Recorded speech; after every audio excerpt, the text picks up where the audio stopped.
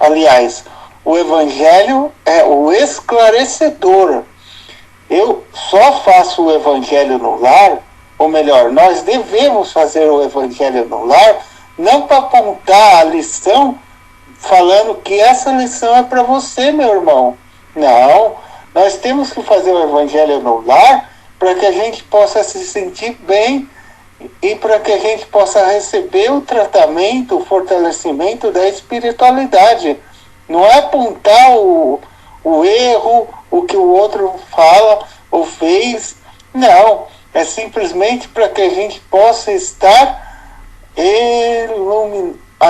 iluminados, né? Então, essa coisa de a gente reunir em família para fazer o Evangelho é muito bom, mas porém a gente tem que entender que a gente não tem que apontar. Não tem que apontar falando, e essa lição caiu para você. Não. Esse não é o objetivo do Evangelho. O objetivo do Evangelho é ajudar na nossa melhora. É ajudar com que a gente enxergue e com que a gente se liberte e com que a gente esteja bem. Esse é o objetivo do Evangelho. Enquanto nós estamos caminhando entre sombras, entre vales escuros, com as nossas atitudes, atraindo espíritos sanguessugas que nos sugam. Quando a gente fala um palavrão, por exemplo, a gente puxa muitas entidades negativas e a gente começa a se sentir mal, começa a se sentir com mal-estar, e começa a ficar com o lar doente, com tudo que há negatividade dentro do lar. Então, como nós sabemos, nós precisamos nos educar, né? Educar é o nosso falar, né? Tomar cuidado com aquilo que a gente fala. Apontar o erro do irmão ali, que ele falou uma palavra feia, aquele que está dirigindo é fácil, mas se ponha no lugar do outro, estando, né? A gente não tem que olhar o que o outro está fazendo, a gente tem que se melhorar como ser humano. A gente não pode querer colocar, olha só o que o dirigente está fazendo, ele está errado, por que ele está fazendo isso? Ele vai arcar. Nós não temos o direito de falar nada. Nós temos o direito de orar para que ele observe o que ele está fazendo, para que ele não faça mais. Não apontar dizendo assim, entendeu? E uma coisa, nós temos que respeitar as opiniões diferentes dentro do lar. Um pode ser corintiano, por exemplo, e o outro palmeirense, e nós temos que o quê? Que transmitir a paz dentro do lar, mesmo havendo essas diferenças que nós já conhecemos, tanto de time de futebol, como de religião, como seja o que for. Entenderam? Mas tem que haver a questão da paz, a questão do respeito entre todos. E para que a gente possa espalhar esse respeito, a gente primeiramente tem que aprender a se respeitar, tem que aprender a se conhecer, tem que aprender a se libertar dessas palavras imundas que a gente usa no nosso dia a dia, para que a gente nunca mais use-as para ofender o outro, para atrair coisas negativas. Então a gente tem que aprender que toda palavra que a gente usa, que é uma palavra feia, que é imunda, fica tudo sujo o ambiente, fica tudo perturbado. Então, eu tenho que tomar os meus devidos cuidados. Agora, ninguém precisa falar, olha, você está errado. Não, ninguém deve fazer isso. Olha, nós temos que observar, né? Nós temos que, se o outro quer ajudar, A melhor ajuda é a oração. O melhor fortalecimento é a oração. É aprender a se calar, né, para que tudo ocorra e tudo melhore.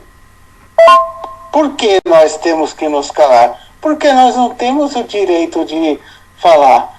Nós não temos o direito de invadir a vida do outro. Nós não temos, a única coisa que nós temos é que orar. Quando são adultos, ambos que estão ali, nós temos que orar.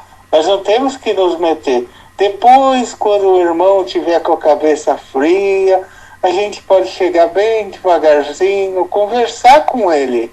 Olha, não fala mais essas palavras, tal, que atrai coisas negativas, entenderam? Devagar, né? Porque nós não sabemos como os corações estão. Então nós temos que entender que uma situação difícil pode gerar uma outra situação difícil e pode atrapalhar a harmonia do lar. Então, por isso que muitas vezes a melhor resposta, a melhor ajuda, na verdade, é a gente estando orando por aquele que está nervoso, estando orando, estando assim concentrados para que esse mal-estar que ele está sentindo, essa revolta com alguma coisa, passe. Porque não adianta as nossas palavras, muitas vezes, na hora que o irmão está nervoso. Só vai, às vezes, piorar a situação.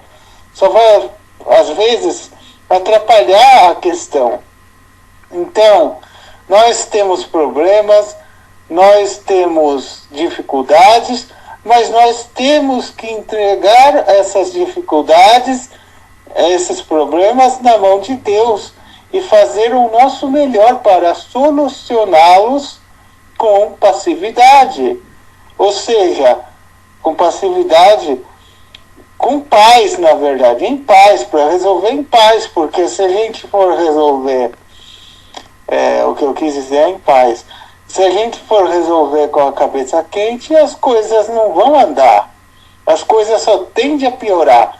Por quê? Porque eu fico nervoso, e daí eu fico alterado, e pode alterar a minha pressão, e posso ficar doente, e pode acontecer um monte de coisa, e de repente eu deixo tudo aí, e posso ir embora antes do tempo, e o que é pior? Eu ficar puxando aquela raiva por causa daquele irmão, aquilo que ele me falou, ou aquilo que eu estou passando, descontar nos meus, ou eu simplesmente observar, não, eles não merecem, eu não devo descontar, eu devo apenas orar e me fortalecer no Evangelho, eu devo apenas reconhecer que se eu estou passando por isso, eu preciso passar por isso. Muitas vezes eu preciso.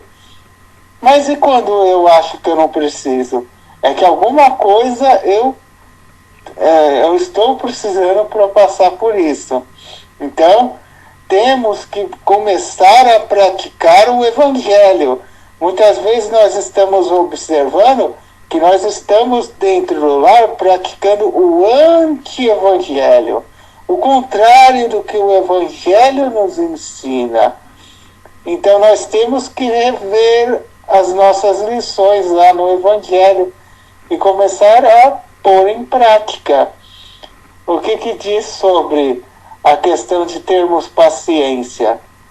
Que a paciência é uma virtude e que nós temos que ter paciência com as dificuldades dos outros, com as nossas dificuldades, com as doenças, com as filas do banco que são longas, com tudo e qualquer coisa, com os idosos, com os novos, com as crianças, com todos.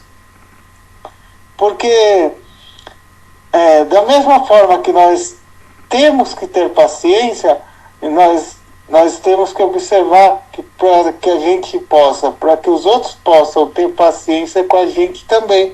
E não espere que o outro faça por você, faça por si mesmo. E não se entregue à depressão e as coisas negativas, porque isso só vai gerar coisas ruins para ti mesmo, só vai gerar problemas de doenças. Então nós temos que observar Evangelho, água fluidificada, tratamento, passe e pensar e entregar as nossas coisas para